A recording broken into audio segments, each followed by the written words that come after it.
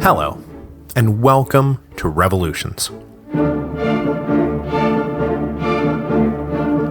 Episode 3.42, The Whiff of Grapeshot.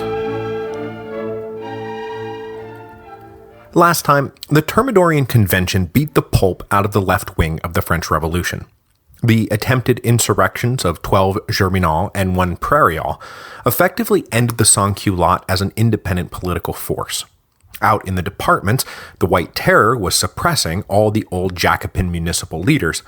So in the summer of 1795, the political left had pretty much hit rock bottom. A perfectly natural consequence of this bottoming out was that the long nascent political right was starting to believe that their time had finally come.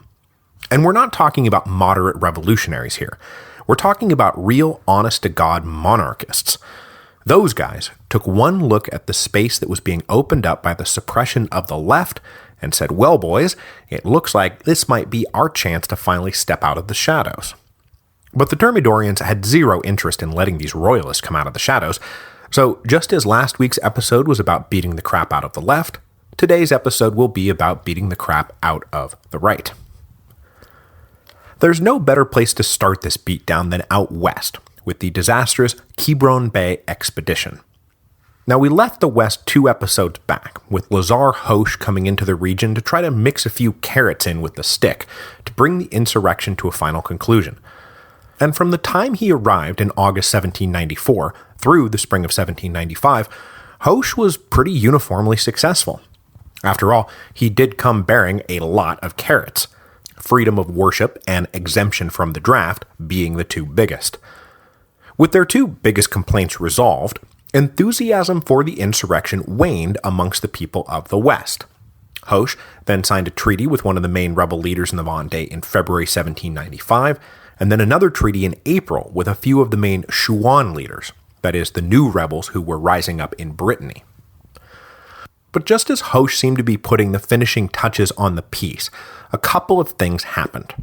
First, the convention turned its guns on the left, and the White Terror got going out in the departments.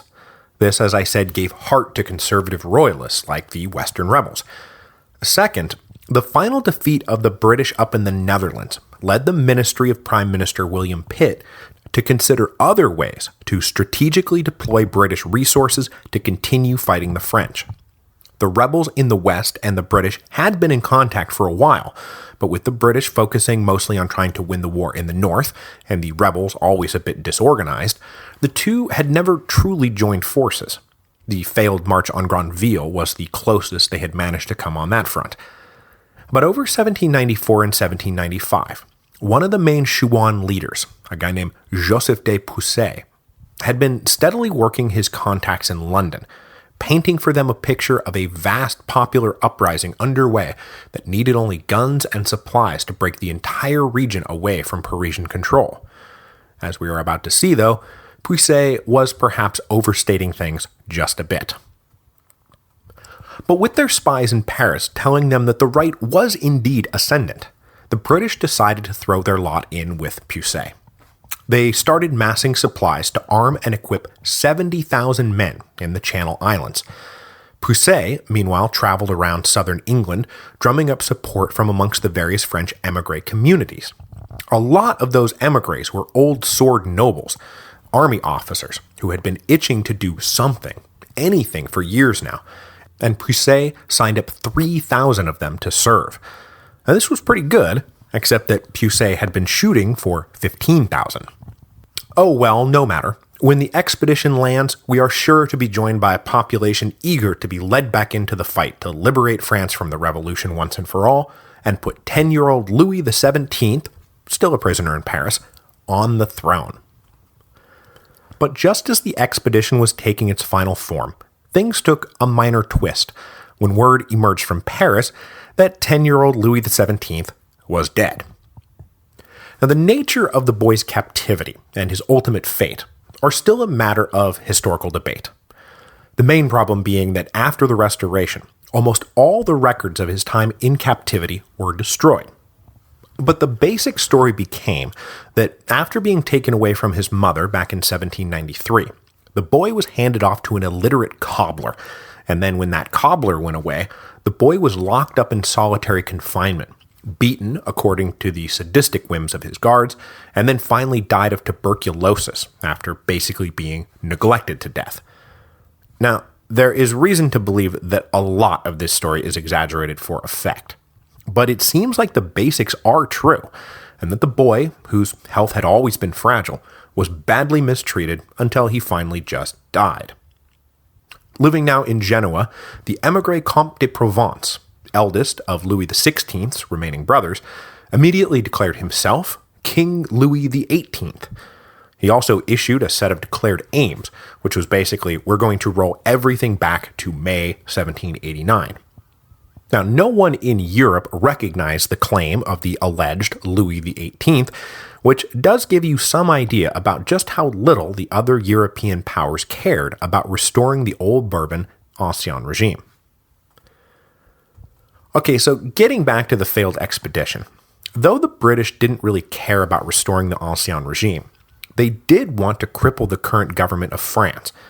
So at the end of June 1795, they launched the ill-fated Quiberon Bay expedition. That's the other adjective you see for it a lot, ill-fated and disastrous. That pretty much sums it up. The landing site for the expedition was obviously Quiberon Bay, on the southern side of Brittany, and more specifically, the narrow Quiberon Peninsula that juts south from the mainland. Now, it was a bit troubling to the British that the so-called mass uprising couldn't capture a proper port, but Pusey assured his handlers that was only because they didn't have the equipment. Once we land the guns, everything will be cool, I swear. And for like 2 seconds, it seemed like he might be right. When the émigré force landed on June the 27th, somewhere on the order of 10,000 Chouans did indeed rally to their cause. The small local Republican garrison was overwhelmed, and a beachhead was established at the base of the peninsula. But they were never going to make it off that beachhead. The combined force showed no cohesion, no chain of command, and no clear idea of what it was going to do next. The core of the émigré expeditionaries even refused to take orders directly from Pusey, who they considered an impure royalist because he had stayed in France instead of emigrating. So they elected instead to take orders from one of their own senior émigré officers. Meanwhile, the Chouans were truly disorganized peasants who weren't really taking orders from anyone. And so, as they all sat around on the peninsula trying to get it together, Lazare Hoche was told of the landing. He gathered up a well-disciplined Republican force of about 13,000 men and marched straight away to Quiberon Bay to put a stop to the invasion. Hoche and his army arrived on July the 3rd and found the royalists still just kind of hanging out. Not taking any chances, Hoche advanced slowly and methodically. He took the base of the peninsula over July the 7th and 8th, and then over the course of the next 2 weeks, the two sides battled back and forth, but the Republicans continued to push down the peninsula. Hoche launched a final decisive attack on July the 20th. About 2,500 royalist forces managed to escape by rowboat back to the British ships, including Pusey, but the rest were beaten and trapped. That night, the two sides worked out terms of surrender, with Hoche apparently promising to spare all their lives, which, if he did make that promise, he had no intention of keeping it. After taking close to 6,500 prisoners, Hoche set up a military tribunal to identify émigrés under arms and have them shot. This, according to a law passed in the early days of the war in 1792. The Republic had no patience for nobles under arms fighting against the fatherland. Of the 1,000 or so émigrés captured, 640 were summarily shot. Along with over 100 Chouans charged with various brands of treason, Hoche executed about 750 men in the days after the pacification of Quiberon. So, the now failed Quiberon Bay expedition was supposed to be the start of a general uprising in the west, and further south in the Vendée, the rebel leader who had just come to terms with Hoche back in February broke the treaty and returned to arms. He had only made the deal with the Republicans because at that point he was isolated and the momentum was running away from his cause. So he was perfectly happy to be getting back to work in July, except then the news came down that Quiberon Bay was ill-fated and disastrous, and he was back to being isolated and fighting all on his own again.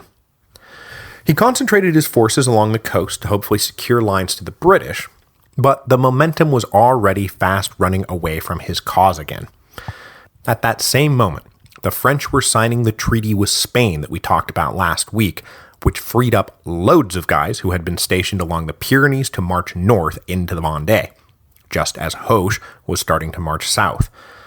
So the remaining Vendée rebels were trapped against the coast, and that is where we are going to leave them for this week. Now, though the renewed fighting in the west was fairly easily contained, it did put the Thermidorean Convention on notice. Coupled with the continuation of the White Terror and cheered on by a right-wing press that was getting more strident and self-confident, it was clear that the greatest threat to the convention now lay to the right, not the left. So as the Committee of 11 worked up the draft for the new constitution, they had in the back of their minds that the most important thing right now was to ensure stability and make sure that when the transition to the new government happened, that it would not be captured by a bunch of conservatives who would undo the whole revolutionary project. Because though the Thermidorians aren't ideologues in any way, they did have things they valued. And remember, anyone who had been elected into the convention back in 1792 pretty much had to be a committed Republican. None of them wanted the monarchy to return. Beyond that, though, what they're really doing here is making the first stab at separating the bad revolution of August the 10th, 1792, which led to massacres and the Reign of Terror, from the good revolution of July 1789, which had led to the Declaration of the Rights of Man and enlightened social and economic reforms. Now, whether you can actually do this is one of the longest-running debates in the historiography of the French Revolution. That is, whether the Reign of Terror was an integral and inevitable continuation of the events of 1789, or whether it was a bloody detour that can be safely quarantined.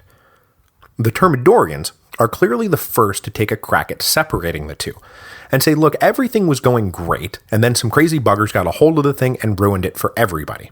But now we are going to set things right. So the Constitution of Year 3 is in many ways an attempt to get back to the good revolution of 1789. And with the lessons of the failure of the Constitution of 1791 in hand, the Committee of 11 hoped to forge a constitution that would prevent the revolution from going off the rails again. This constitution was prefaced, as usual, by a Declaration of Rights in 22 specific bullet points. But of course, these would not be the same set of rights that had preceded the ultra-democratic Constitution of 1793. Gone was the statement that the aim of society was the common happiness. Gone were the rights to public assistance and education, and for super sure, the right to insurrection. Included, though, were all the greatest hits from Lafayette's original 1789 draft: liberty, equality, security, property. Oddly enough, though, freedom of the press and freedom of religion were both conspicuously absent from the list, although further legislation would ensure both. But counterbalancing these 22 rights was, for the first time, a list of 9 duties. Duties like the obligation of each person to society consists in defending it, serving it, living in submission to the laws, and respecting those who are agents of them. And also, every citizen owes his service to the fatherland and to the maintenance of liberty, equality, and property whenever that law summons him to defend them.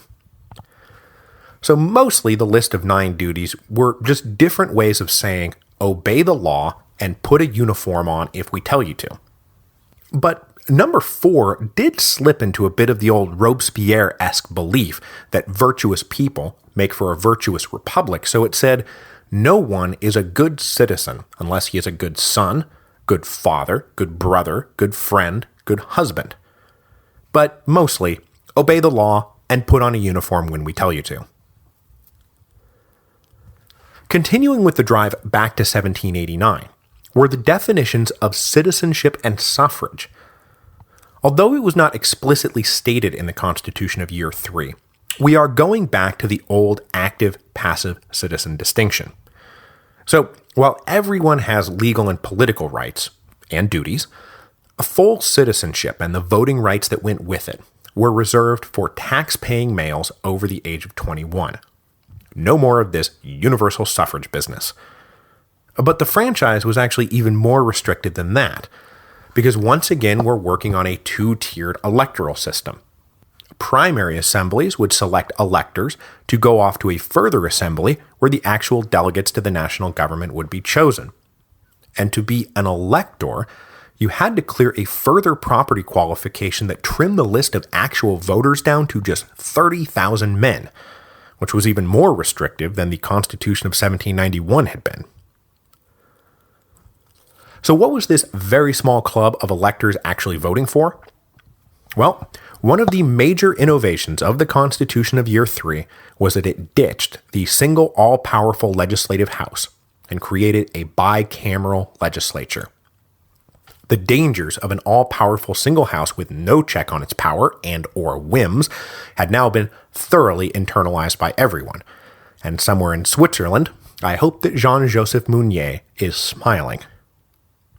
The lower house was called the Council of 500, which, wouldn't you know it, had 500 members who had to be 25 years of age or older. This house would generate all new legislation. The upper house was called the Council of Ancients and would have 250 members who had to be 40 years of age or older. These guys would then have to approve or reject the legislation coming out of the lower house, and hopefully act as a check on any particularly crazy ideas. A further check on the power of the legislature was an executive branch independent from it. Now, there was obviously a lingering fear that a single executive would lead to monarchy or dictatorship, so the independent executive branch was actually a 5-man committee. A committee which gives the whole system of government its name, the Directory.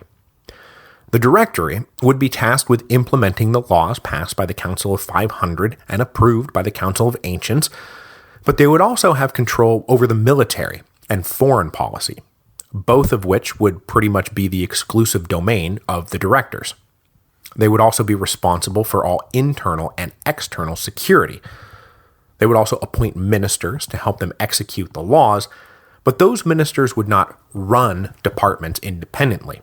It was more like day-to-day operations would be delegated to them, but the directors would run the show. To check the power of the Directory, they were given no veto power over any legislation, and they also had no control over the public treasury or the budget, both of which were denied to them because nobody wanted the Directory to turn into the Committee of Public Safety.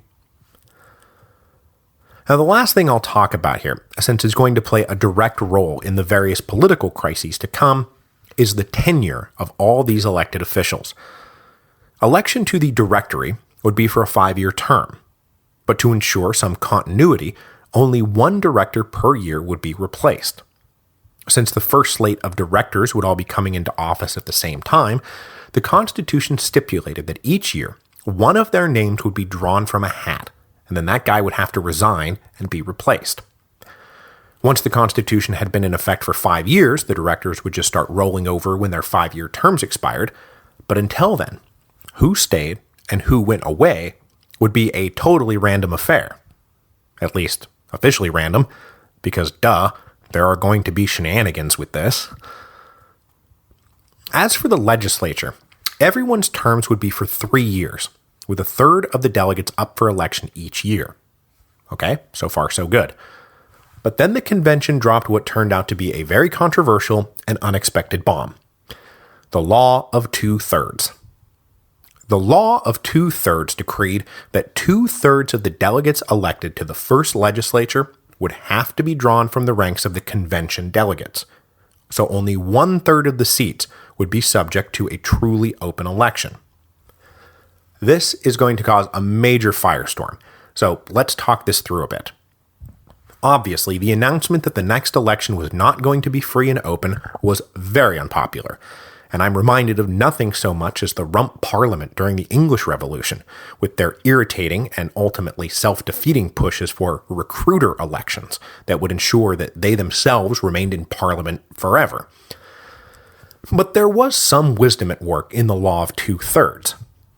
The leaders of the Thermidorean Convention had pinpointed Robespierre's self-denying decree at the close of the National Assembly as one of the key turning points in the revolution. And frankly, so do I.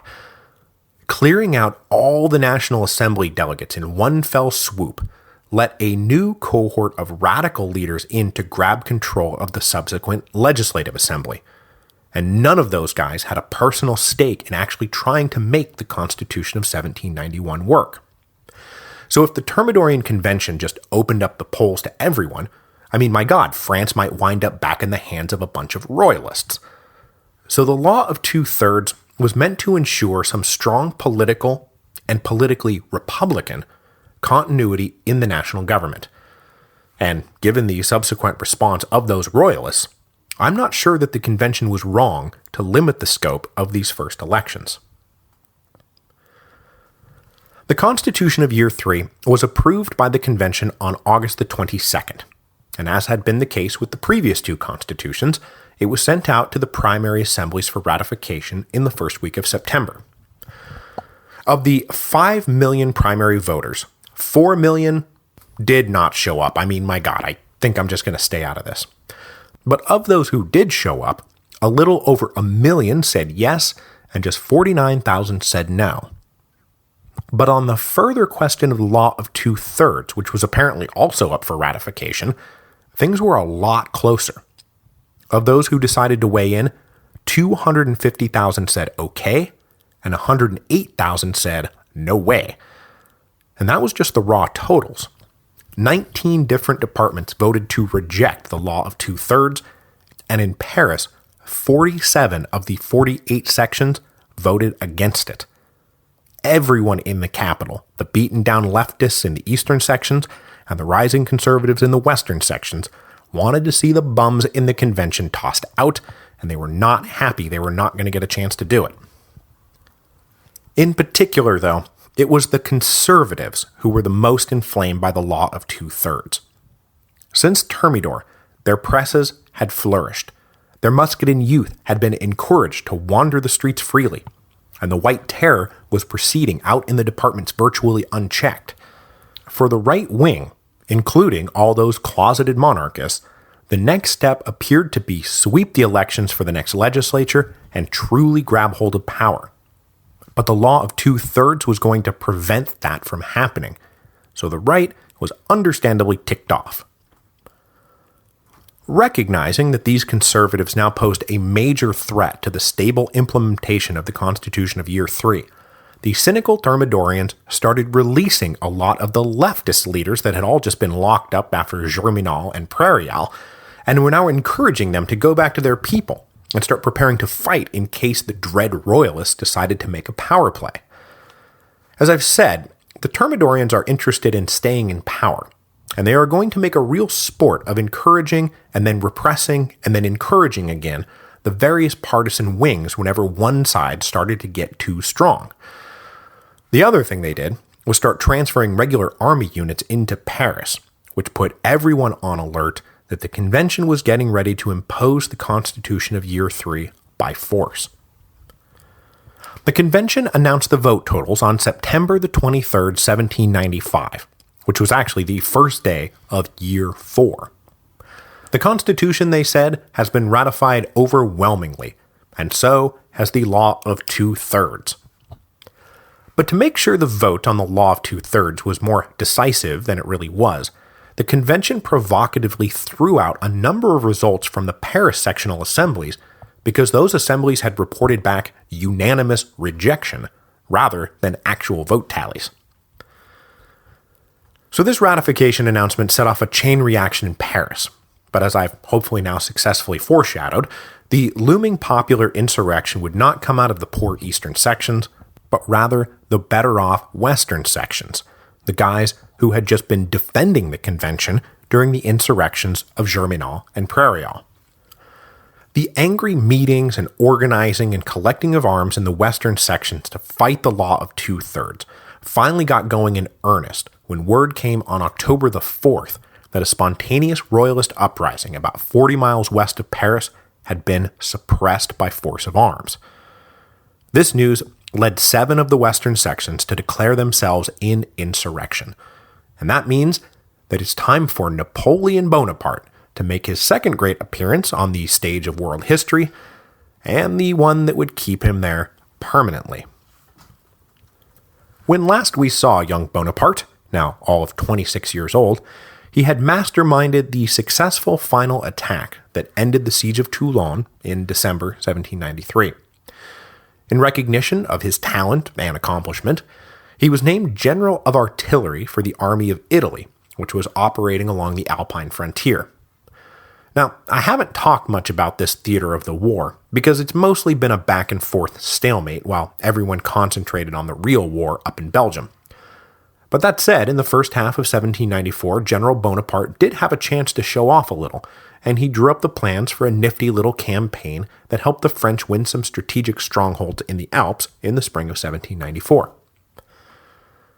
Now, the events of 9 Thermidor, though, temporarily threw Bonaparte's position into doubt, because obviously he was connected to the Jacobins and had been promoted at the behest of Augustin Robespierre, who has by now fallen out of a window and gotten his head chopped off. But after being investigated, the young general was ultimately returned to duty.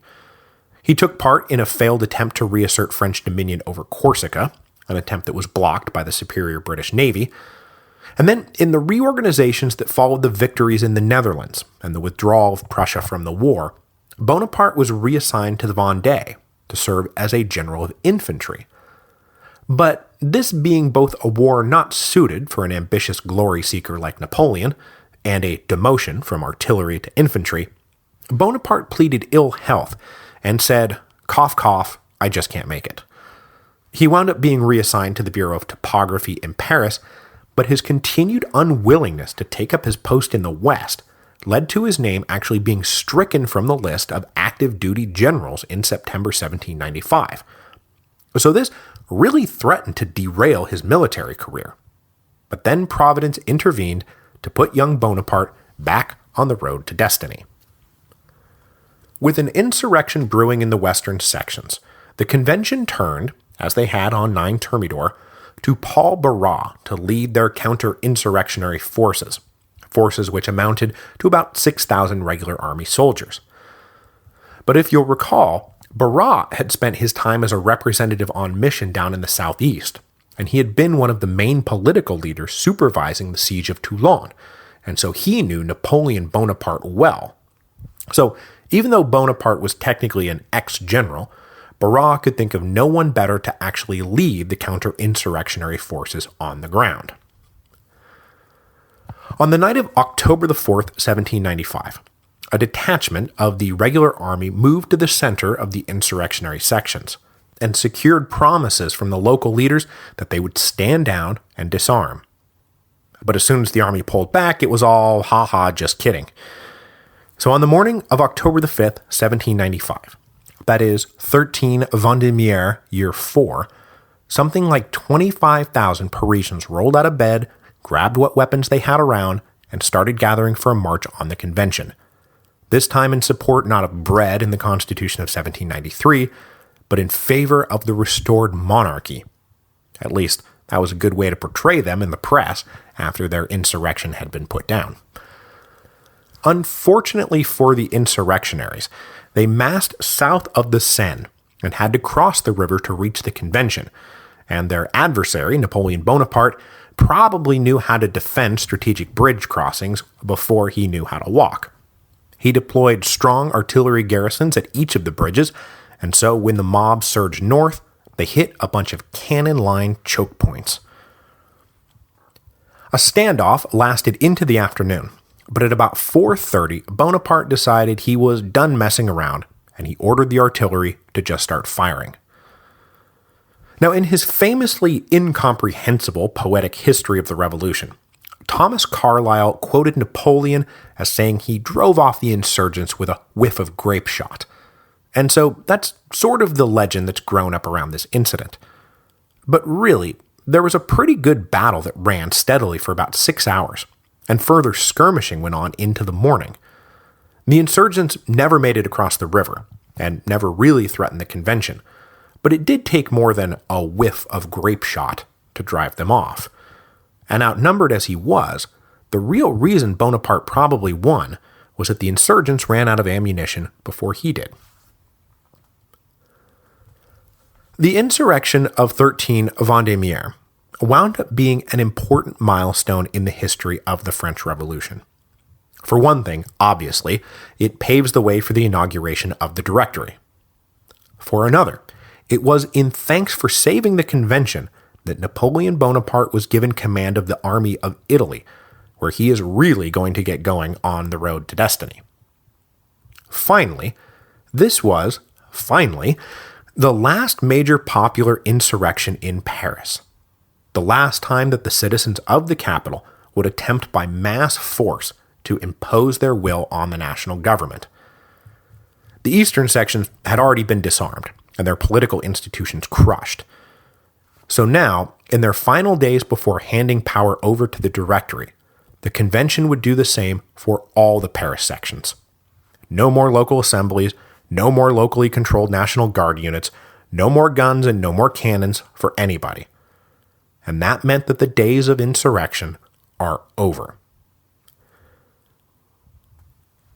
Next week, we will move into the first days of the Directory, introduce the directors, well, a few of the important ones anyway, and then get to following the various attempts to undermine and break the new Directory system before it could get settled in. The days of insurrection were over, yes, but that did not mean that the ambitious, the dissatisfied, and the visionary were going to stop lusting after power.